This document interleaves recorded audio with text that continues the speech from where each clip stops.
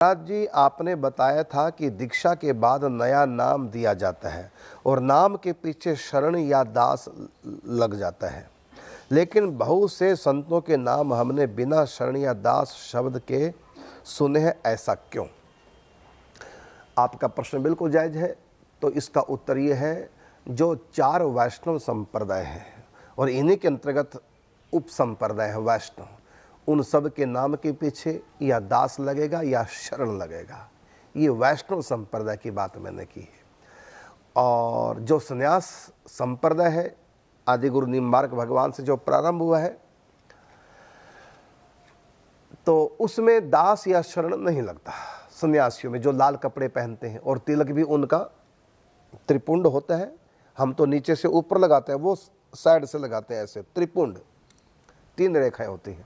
हमारे यहाँ 2 रेखा होते हैं जो नीचे से ऊपर जाती हैं, उनके 3 रेखा जो त्रियक होती हैं, टेढ़ी होती हैं, उसमें लाल कपड़े। हाँ, हमारे संप्रदाय में, मैंने वैष्णव में सफ़ेद कपड़े या पीले कपड़े होते हैं। और जो संन्यास संप्रदाय है, उसमें पहली दीक्षा महापुरुषों की, उसको महापुरुष कहते हैं, महापुरुष दीक्षा ब्रह्मचर्य की दीक्षा होती है। उसमें तो सफ़ेद वस्त्र ही होते हैं उनके भी, वैष्णव की तरह। लेकिन जब वो संन्यास देते हैं और तो उस समय उनके वस्त्र गेरवा हो जाते हैं और उनके नाम के पीछे शरण या दास नहीं लगता, क्योंकि वो ज्ञान उपासक हैं। ज्ञान उपासना में शरण या दास नहीं होते। उनके नाम के पीछे लगता है 10 नाम होते हैं, जैसे गिरी, पुरी, भारती, आश्रम, पर्वत आदि, ये उनके नाम के पीछे होते हैं। कृष्णानंद, रामानंद, ये उनके नाम के पीछे आनंद होता है। और हम लोग कृष्णदास, रामदास या कृष्ण शरण या राम शरण, और उनके यहाँ कृष्णानंद या रामानंद, तो उनके नाम के साथ गिरिपुरी, भारती, आश्रम, पर्वत आदि, ये शब्द, ये 10 प्रकार के टाइटल होते हैं, नाम। इसलिए उन कहते हैं 10 नाम सन्यासी, ये उनमें होते हैं। तो जो ज्ञान उपासना है, उसमें अहम ब्रह्मास्मि की उपासना मुख्य होती है। तो जब हम अहम ब्रह्मास्मि, आत्मा ही परमात्मा है, तो फिर दास क्यों लगेगा? दास तो प्रेम उपासना में लगता है, शरण तो प्रेम उपासना में। हम प्रभु की शरण है, प्रभु के दास हैं। वो हमारे स्वामी हैं, हमारे प्रीतम हैं, हमारे मित्र हैं, हमारे पुत्र हैं या हमारे पति हैं। ये इस प्रकार का जो भाव है वैष्णव में, तो इसलिए शरण या दास ये द्वैत भाव में लगता है। जहाँ 2 होंगे वहीं शरण या दास लगेगा, लेकिन जहाँ आत्मा और परमात्मा एक, फिर वहाँ शरण दास नहीं,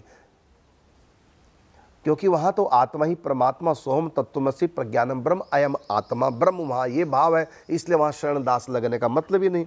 ये है ज्ञान उपासना, और प्रेम उपासना में शरण और दास लगता है। इसलिए वैष्णव में शरण दास लगता है। जिनके नाम के पीछे शरण या दास नहीं है, इसका मतलब ज्ञान उपासक है। हाँ, भले आप प्रेम में गए हैं, लेकिन संप्रदाय के अनुसार वो ज्ञान संप्रदाय, संन्यास का संप्रदाय, वह है अद्वैत, और हम लोगों का है द्वैत। तो जहाँ द्वैत साधना है वहाँ शरणदास लगेगा, जहाँ अद्वैत अहम ब्रह्मास्मि की उपासना है वहाँ पर 10 नाम या फिर आनंद लगेगा नाम के पीछे। आनंद नाम भगवान को स्वयं भगवत स्वरूप है। वो कहते हैं आत्मा ही भगवान है, परमात्मा है, हम भगवान हैं। जब हम ही भगवान हैं, फिर किसके दास बनेंगे हम? फिर तो स्वामी हो गए। इसलिए उनके नाम के पहले स्वामी शब्द लगता है। स्वामी का मतलब वहाँ होता है भगवान। मेरे नाम को से भी पहले स्वामी लगता है, स्वामी करुणदास जी, है ना। लेकिन यहाँ अलग बात है, क्योंकि मैं पहले सन्यासियों में रहा हूँ और 3 साल लगातार सन्यासियों में। तो सन्यासियों में एक दूसरे को स्वामी जी बोलते हैं, तो मुझको भी स्वामी जी बोलने लग गए। तो इसलिए आज तक वो स्वामी शब्द है। लेकिन मेरी दृष्टि में स्वामी का अर्थ क्या है कि श्री कृष्ण स्वामी है और मैं उनका दास। तो स्वामी कर्ण दास, मतलब स्वामी का मतलब राधा कृष्ण, वो हमारे स्वामी है, हम उनके दास हैं, स्वामी के दास।